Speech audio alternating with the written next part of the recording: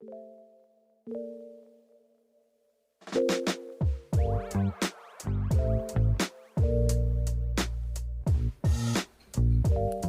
evening, everybody. I hope everyone is very well on this Wednesday evening.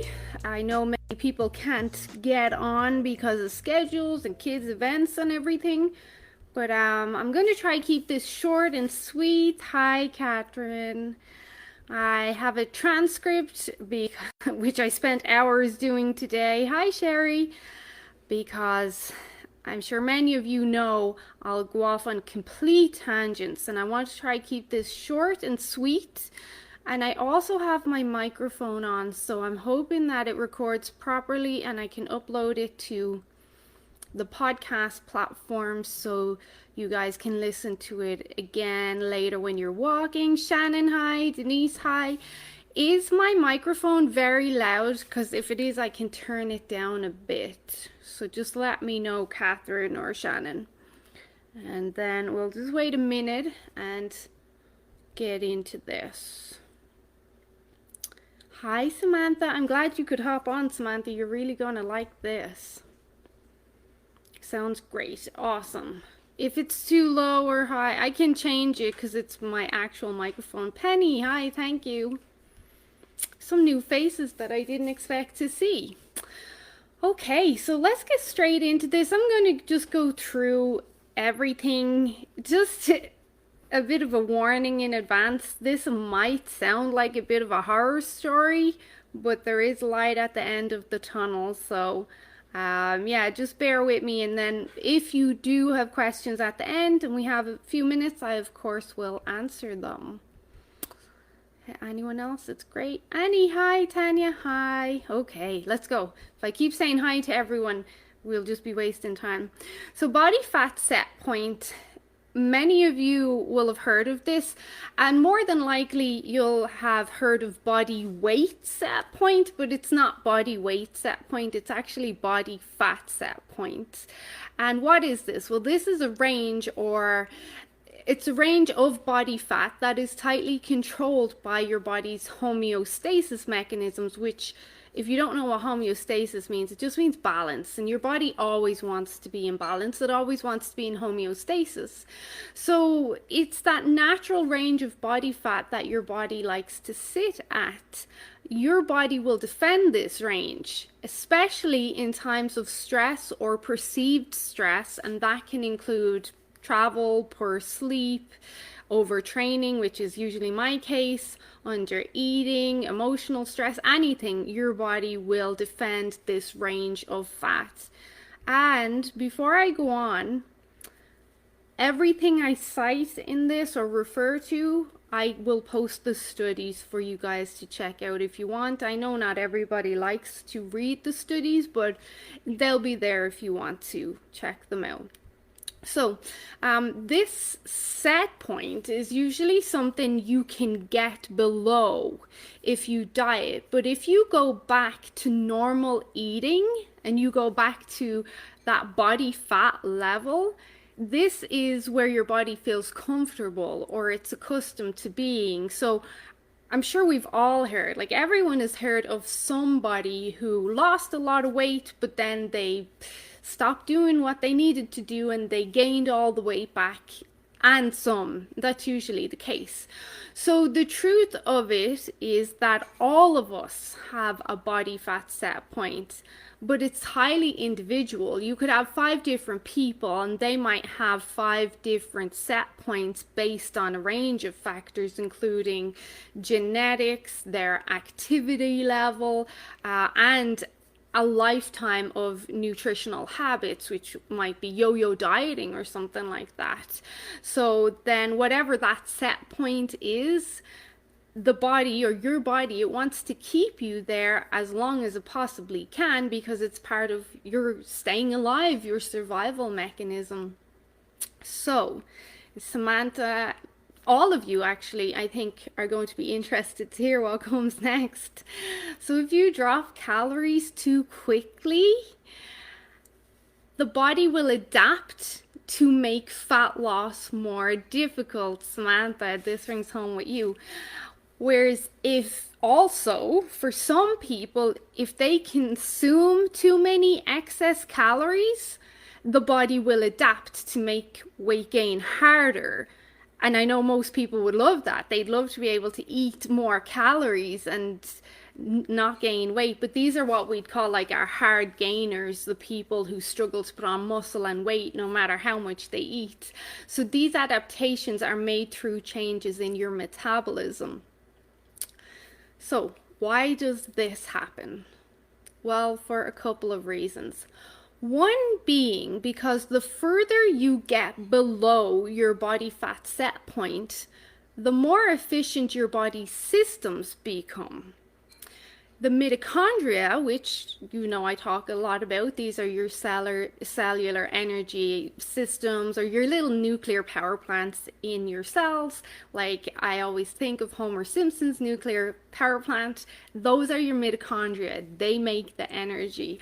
So the mitochondria, they become able to generate power on less fuel. So your metabolism adapts. And in this case, where you're not trying to survive in the wilderness and conserve energy, that's a bad thing.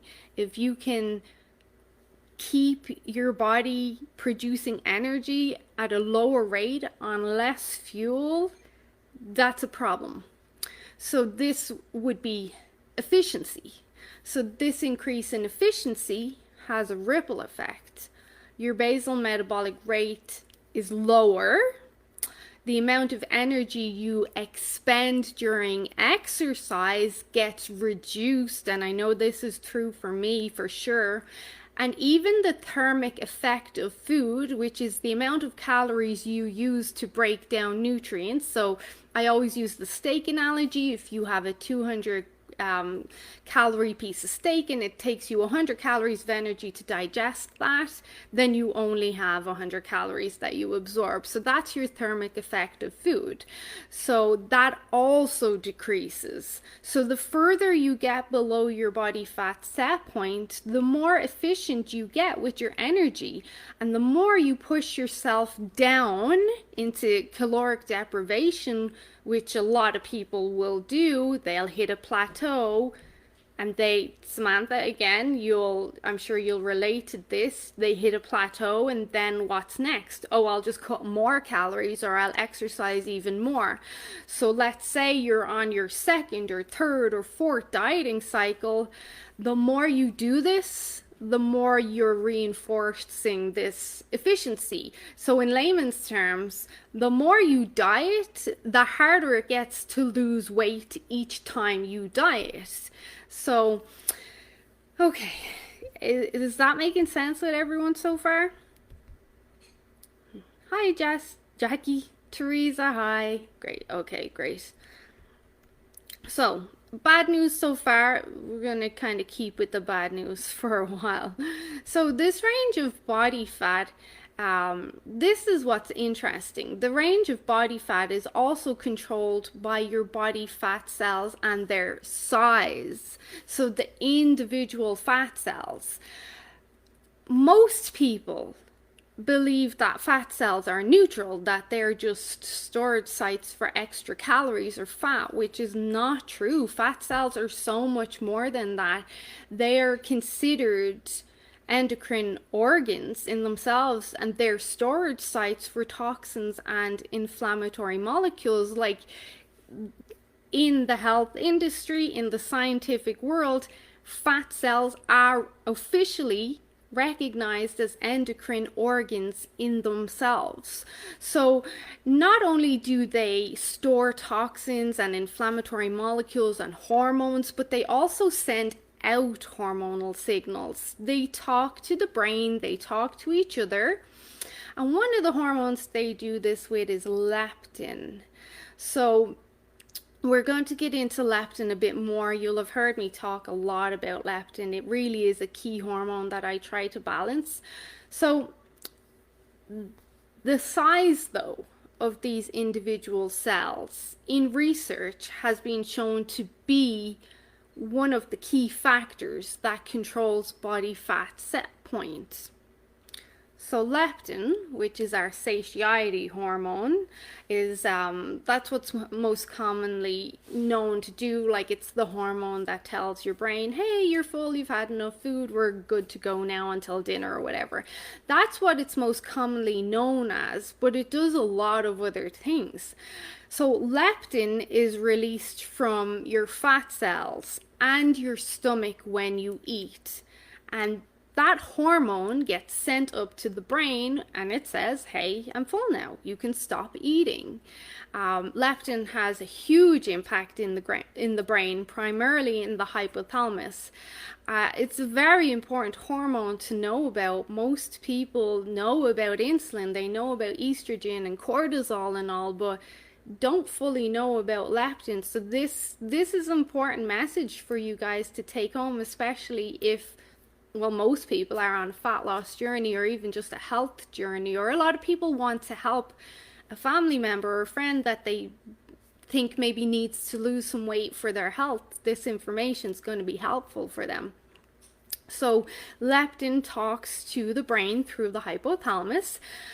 But the hypothalamus is also where we regulate our temperature and our heart rate and our metabolic rate, and then of course our hunger signal. So it's your hypothalamus is your homeostasis control center. So that balance that we're always trying to find, being at peace, being in homeostasis, that's controlled by the hypothalamus.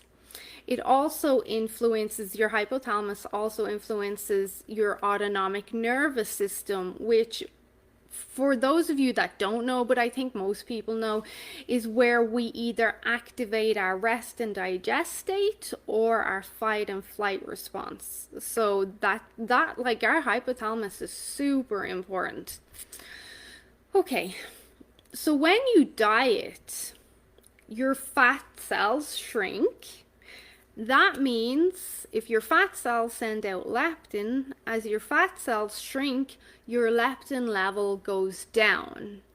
And what's intriguing about leptin is that the studies have shown that your levels drop far more than they should based on the amount you lose, and then they stay low even after your weight has stabilized. So Tara, one of the girls in my group, one of my clients, she mentioned that she watched some documentary or something recently on Netflix, Ask the Doctor or something it was called, and it basically discussed this woman who had lost a lot of weight and kept it off for 6 years, but over the 6 years it was a real challenge for her because her body kept wanting to go back to its original weight. It wanted to go back to its body fat set point, and Tara was asking me why that was, and this is what we're getting into now. I haven't seen it. I don't know how much she lost. I don't know if the woman gained the weight back, but all of this that we're talking about right now is part of what happened, even with the Biggest Loser people, and they gained the weight back plus more. If anyone's seen it, let me know if that woman did gain the weight back. There's an old saying, and it's true for me, the weight loss is not necessarily the hard part. The maintenance is the harder part, especially as your body adapts, as you maybe get used to certain exercises and eating a certain way. So your fat cells shrink, your leptin levels go down, and they stay low even after your weight is stabilized. So basically your body overdoes it. If your leptin levels are low, and leptin is our satiety hormone, and I'm saying this a bit slower because I really want people to connect the dots. If fat cells are low, leptin levels are low, then you rarely feel full or satisfied with your food. If you think about it, How many times have you lost weight or tried to burn fat or lose body fat, to be more specific? It's not weight, it's body fat. And then all of a sudden you have just got this insatiable hunger and you sit down for a meal, and it might have been a great meal, but you're still hungry. You just can't get satiated.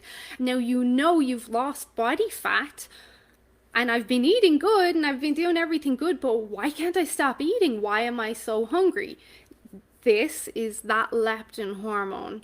So as this fullness hormone decreases, your hunger hormone, it increases. Now this is all body fat set point. So you get more hunger, less satisfaction, fewer calories being burned, because remember, your metabolism slows down to adapt and keep you alive.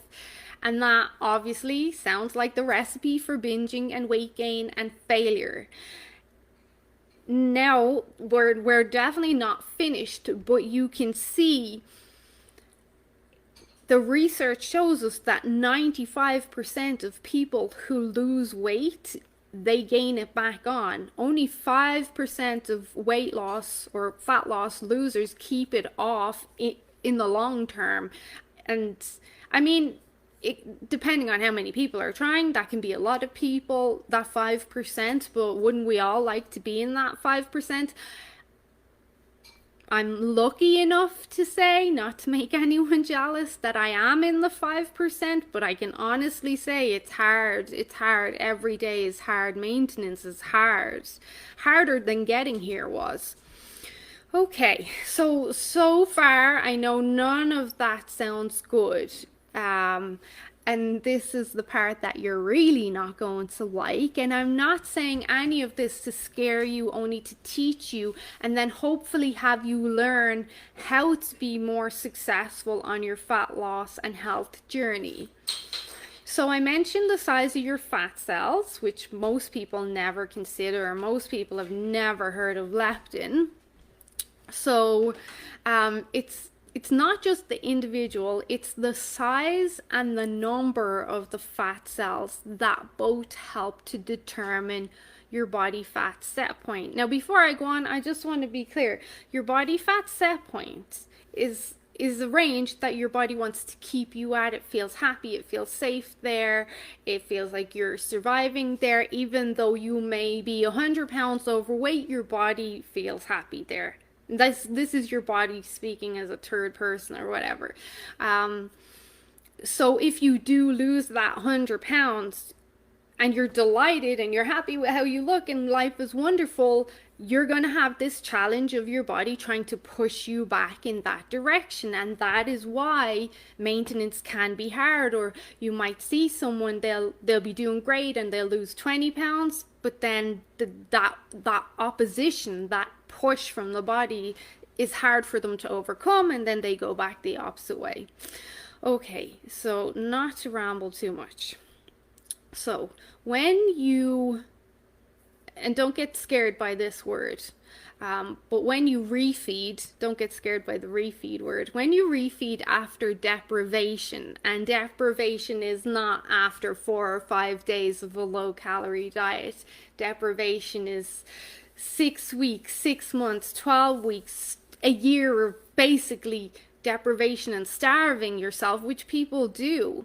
When you refeed after that and gain back some of the weight you lost, the cells that previously shrank, they will swell in size to their former larger selves. So in theory, this should tell your body that order has been restored and the set point has been defended or re-achieved, right? Well, unfortunately, in studies, and studies done on rats, because it's not currently possible to measure this effectively in human subjects, but it's reasonable that the same happens in humans when we look at human data to back it up and case studies. And I will share, so this specific study that I'm talking about, and I'll share all of them, but this specific study that I'm about to go into It's titled Weight Regain After Sustained Weight Reduction is Accompanied by Suppressed Oxidation of Dietary Fat and Adipocyte Hyperplasia. I know you might get those words. It basically means weight regain after sustained weight reduction is accompanied by lower dietary fat and lower fat accumulation on the body. So what this study showed is really interesting. And these studies on rats have indicated that this rapid weight regain can actually produce new small fat cells as well. So listen closely, because this is stuff that people have not heard before. But we've all heard of so-and-so who lost so much weight and gained it all back.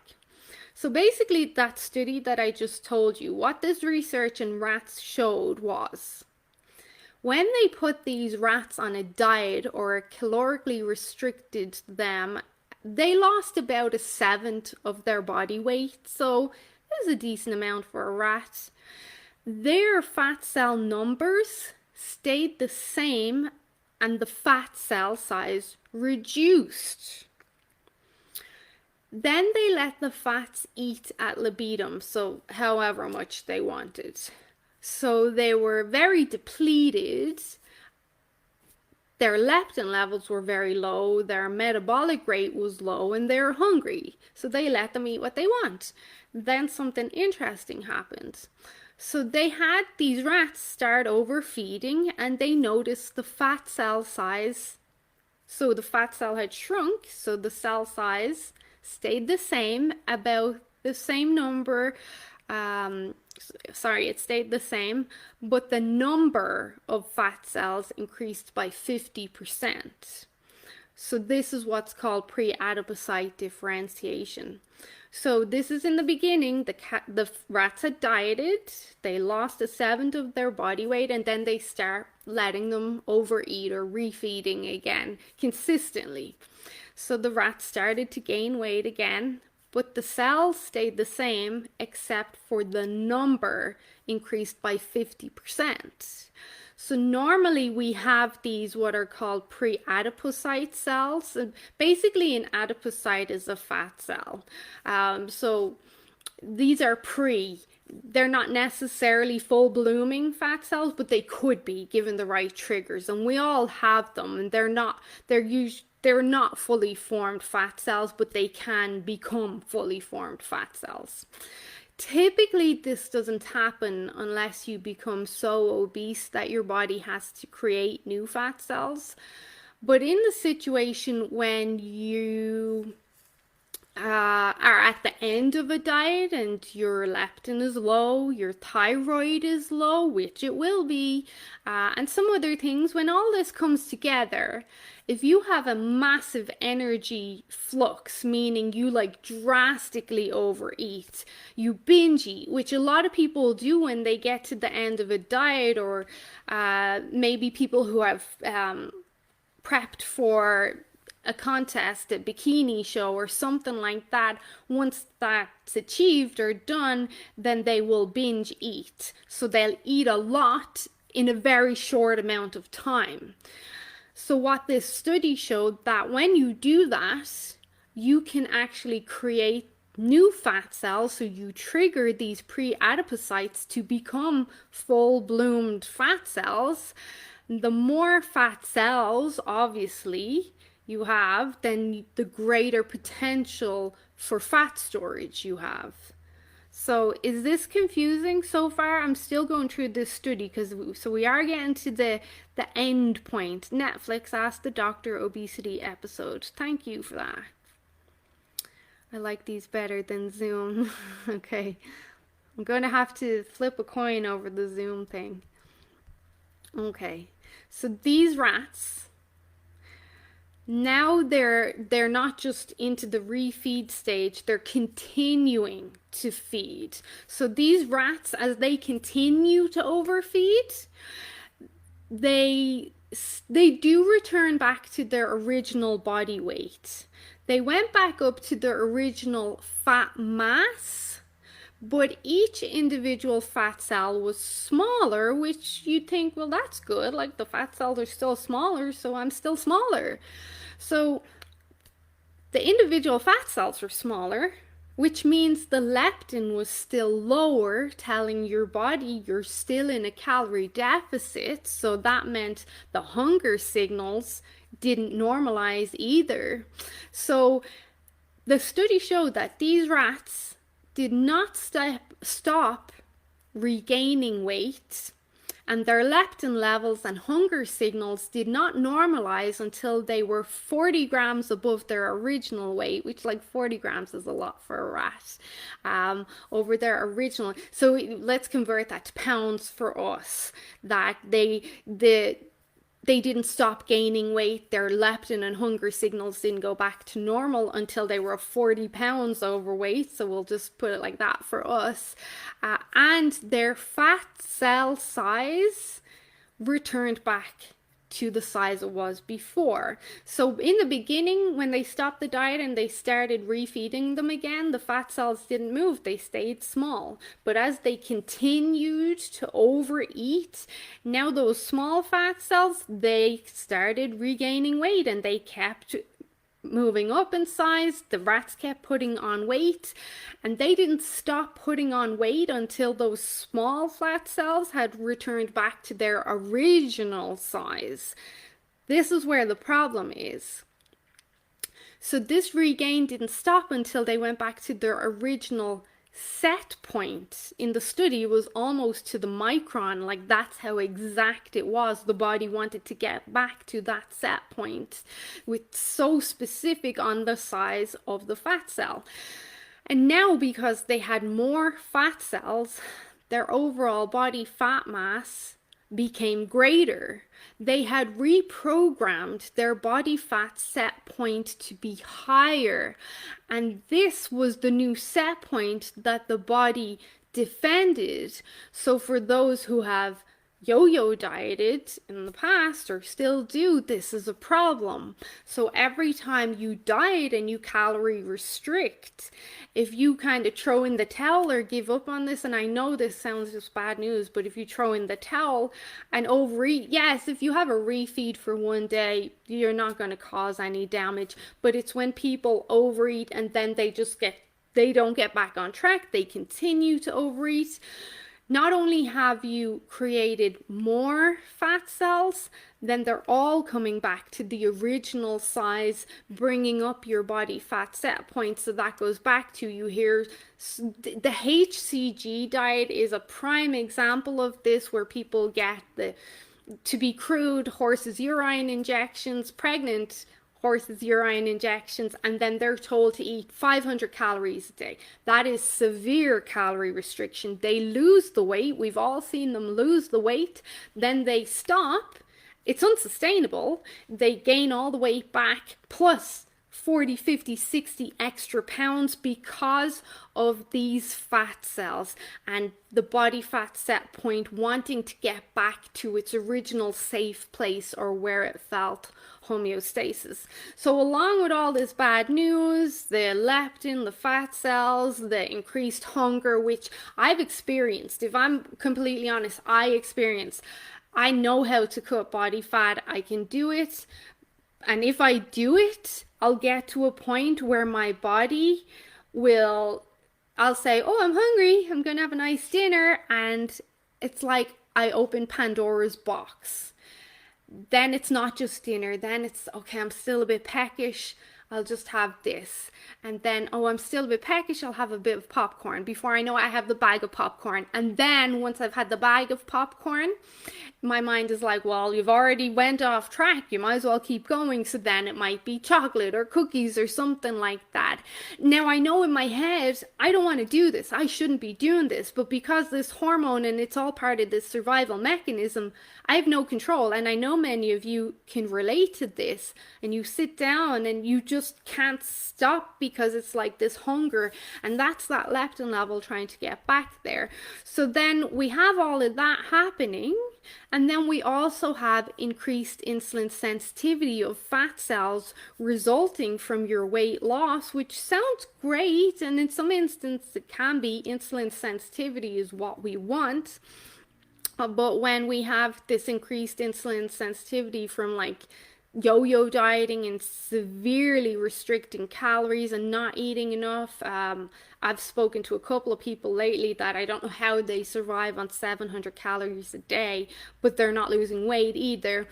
So at this stage, the insulin sensitivity is ideal, but at this stage, dieting more can promote increased nutrient storage in these fat cells in this tissue. So to put it all together, your body fat set point has effectively gone up, but you're not working as well as you should be, and your metabolism isn't even working as well. So basically your body now wants you to be fatter than you were before you started dieting. This is called body fat overshooting, but we're going to leave that for another day. So that is body fat set point. It sounds like a horror story, but it's important for you to know, because I think many of my followers and clients are really discovering like there's a lot of variables that go into losing weight and getting healthy.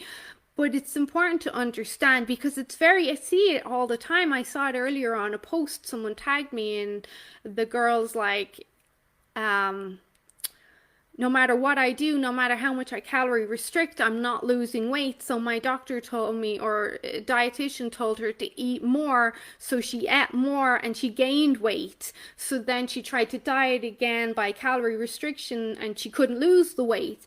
Straight away, that tells me your metabolism has adapted. If you eat more and you gain weight, your metabolism's slow. If you eat less and you're not losing weight, your metabolism has adapted and it's slow. So understanding these different aspects of how it works, and hopefully I don't say it too confusing for you, can really help people take a step back. Yeah, there's other things involved. There is allergies, thyroid, other illnesses, but on a basic level, this is how the fat cells work and want to keep you safe. So it's not all doom and gloom. It really isn't. There's a few simple, very effective ways that you can help shift your body fat set point and keep it there. I'm obviously proof. I was 280 and now I'm like 140. My body fat set point has shifted and I've been here for a long time now. So a lot of the research points us directly to exercise. Exercise not only helps to lower your body fat set point, but it helps to keep you there. Reverse dieting, Samantha, in some people, and even Teresa, you're both doing reverse dieting now, is amazing when done properly for helping to speed up your metabolism while also shifting your body fat set point. Because if the metabolism increases, then you're going to burn more fat, but we're not putting you into that, oh my God, starving kind of state, because we're giving you more food. I did a video on it, it's complicated. So having scheduled, and I'm going to throw in earned refeeds. A refeed will only work if you've earned it and you have put yourself into what we call super compensation mode. I have another video on that over on my YouTube channel. So I go into what super compensation mode is there. When you've done that, when you've done a calorie deficit and you've really worked hard for like 5-6 days, that's the max I would say you should go.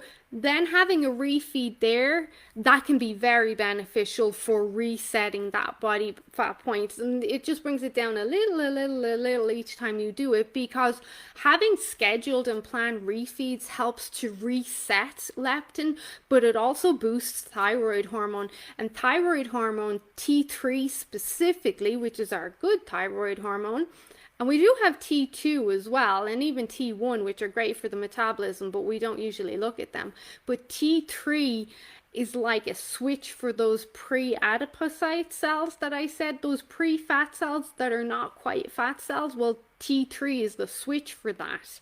T3 helps keep them not being fat cells. And having scheduled planned refeeds is great for thyroid hormone as long as like they're earned. A polyphenol rich diet, so lots of polyphenols. Lori, if you get to watch this, you have to get used to eating bitter, tart, sour foods, vinegars, berries, raspberries, blueberries, very tart Granny Smith apples, balsamic vinegars, lemons, limes, pomegranate, like anything that's bitter, tart, sour really can help with that body fat set point through different mechanisms.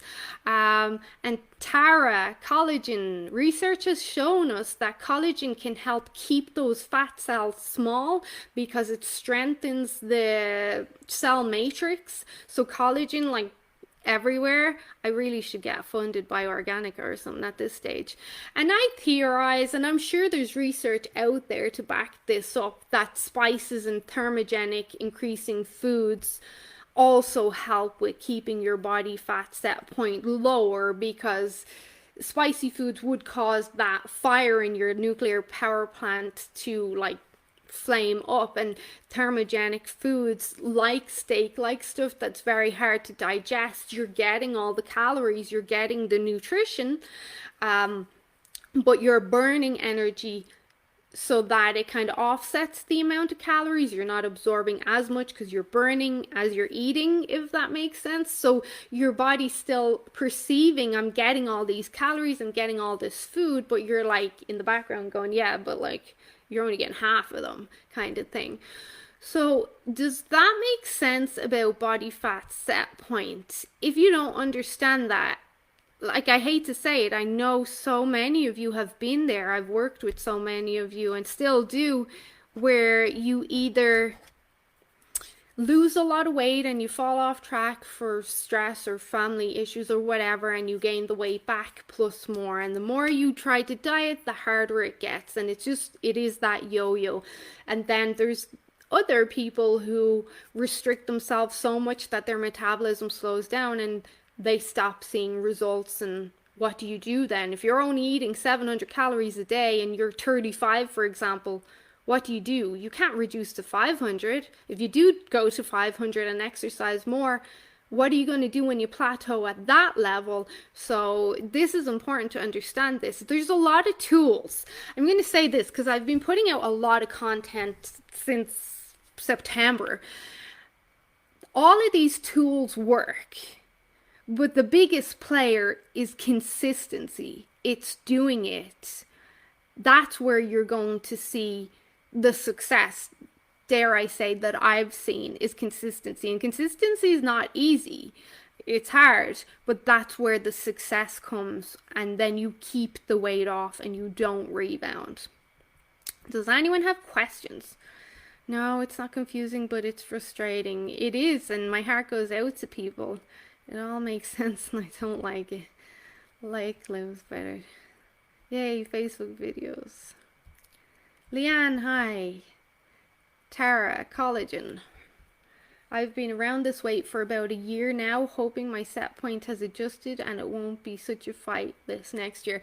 I agree, Jackie, you're at your maintenance weight for this weight now. You're at your maintenance calories. You have a new set point. Actually, research shows us that if you can keep your weight off for 3 to 12 months, which is quite a big range, there's a higher likelihood that you will maintain it off and keep it off for good.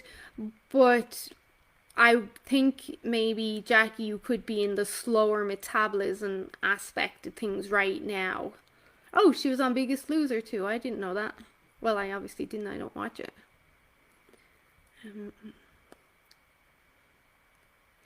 If we do reverse dieting with you, Jackie, I don't think it'll be such a big fight when you have time to put your mind to it and commit to it.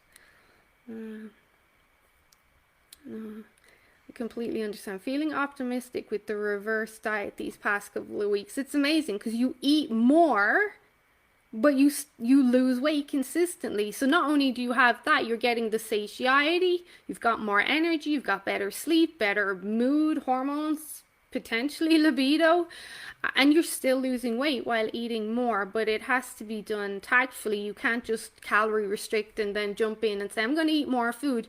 You really need someone to tell you this is how much, because if you jump in like we just said and eat too much food too fast, your metabolism will not catch up and you will just gain everything. Part 2 this year, I'm going to lose another 20 pounds. Good. I actually thought it said 200 pounds there. I was like, where will you go? There'll be none of you left. Okay, any more questions around this? Jackie, if we're going to do this, I will need you to track in chronometer as much as people hate it, because I'll need to see what your maintenance calories are so that I can change it. Erin, I'm glad to see you hop on. I know this has been a struggle for you too. I can't stress it enough. It's consistency when it comes to the fat loss game. It is consistency. And I know you'll agree with me as well. When we restrict ourselves too much, when we restrict calories, when we restrict carbohydrates, and we've maybe a hectic, stressful life, the body can only tolerate that for 2 or 3 days before you binge or you give in to cheese and wine or chocolate or whatever. Like, it's true. I have to be so careful, because the leaner you get, the harder it is as well. You're welcome, Samantha. So if I don't eat enough on Monday, Tuesday, and Wednesday while continuing to train hard and teach and live my life the way I live, by Wednesday evening I start to crash hard, but my cravings go through the roof, because the body is trying to push back. It's not feeling safe. It's feeling I'm pushing it too hard. I'm losing fat too fast, and so on and so on. How does this work in my situation? Well, Chantal, it's a bit hard to gauge right now because you're in such early days. So you're going to have to give it a couple of weeks and see. If you do start to plateau, that's when you need to look at your calories, your exercise and stuff. I hate to say, like in your situation, there is instances where it does go back the other way, where it stops working and it does go back the other way. But if you're smart and you just take your time, that's a big thing, because the speed is a very big influence. If you lose weight too fast, you're asking for trouble. If you eat too fast and binge eat too much, then you're going to gain weight too fast and you're asking for trouble. So taking your time is important there. But you have a lot of tools. And I spoke to you last week and said, make sure you get your fairy dust, make sure you're having your bitter tart sour foods. I said collagen, we spoke about protein. So that should offset potential issues. Anyone else? People don't like to hear this. I get it. Like, I get people don't like to hear. Everyone wants it to be more, I don't want to say more complicated, but I get the feeling that a lot of people want a diagnosis, so then the onus is not so much on them, which is unfortunate. Consistency is hard, like I said, but even though we're all individual, we're still humans. We've still got the same genetics. We still have, our cells are still made up of liposomes, ribosomes, mitochondria, nuclei. Like, we still have the same makeup. So a lot of the foundational stuff is going to work for all of us. Then yes, there's going to be variations with stress, sleep, thyroid, or whatever. But on the basic level, a lot of the basic stuff will work with consistency. If you do it long enough, if you don't just do it 4 days or 8 days or 3 weeks, like you consistently over time, and take your time. That's key as well. Don't expect to lose 10 pounds in 2 weeks. Yes, some people do, but don't have that as your expectation. That's where you start to struggle and make things harder. Okay, I'm going to leave it at that. If nobody has any more questions, I intended it to be 20 to 30 minutes. As usual, it was longer, so 45. I'll upload it to my YouTube channel if you want to share with anyone. And if you do have any more questions, pop them below and I will Comment when I can. Thank you. Love these learning lives, aka Knowledge Wednesdays. You're welcome. Does resting heart rate play a role in your metabolism adaptation? Yeah, of course it does, because your resting heart rate is very much influenced by stress, by sleep quality, by food. As you know, eating late in the day directly impacts resting heart rate. Then your muscle mass, fitness, everything impacts it. Like, the healthier you are, the better it is. It can be confusing because my resting heart rate is around, it was 44 last night because I looked at it, which is pretty low, but that's common for people who exercise a lot. And also, if you take my bedtime stack, reishi, collagen, I took 4 of those True Calm last night, the Tulsi. So of course I'm going to be very relaxed. So my resting heart rate is low, but my metabolism is high because of the amount of muscle I have as well. And because I've mentioned over the last 2 weeks, I've been doing a reverse diet myself, but more so to cut fat and build muscle. So I'm trying to build muscle. But when I'm asleep, even though my resting heart rate is low, Annie, I will burn 500 to 600 calories when I'm asleep. So I'm sleeping and I'm very deep sleep, very rested. I'll burn a lot of calories. But the average person who maybe is not so healthy, their heart rate is higher because of health. They're just not that healthy. So there's inflammation, there's stress, they don't have good sleep quality. Their resting heart rate is high, but they may only burn 300 calories, and 300 is the average for most people when they sleep, which is not a lot when you think about it. I'm only burning 300 calories over 8 hours or whatever.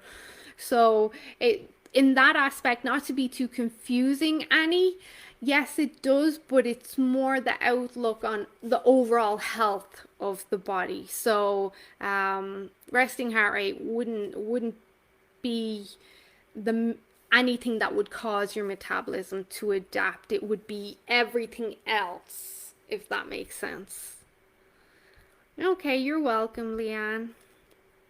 Okay. And again, I leave it at that.